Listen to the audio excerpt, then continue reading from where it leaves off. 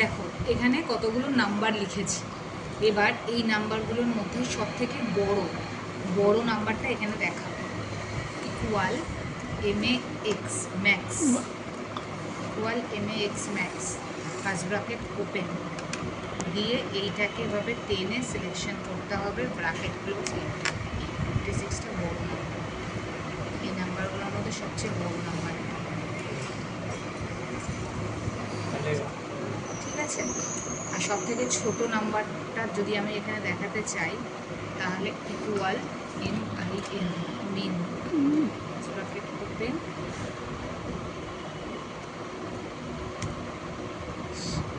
ছোটো নাম্বার, হ্যাঁ এই যে এটা হচ্ছে ইকুয়াল মিন দিলে ছোট নাম্বার, এটা দেখো। আর যদি আমরা ম্যাক্স দিই MAX ম্যাক্স দিই তাহলে ঠিক আছে।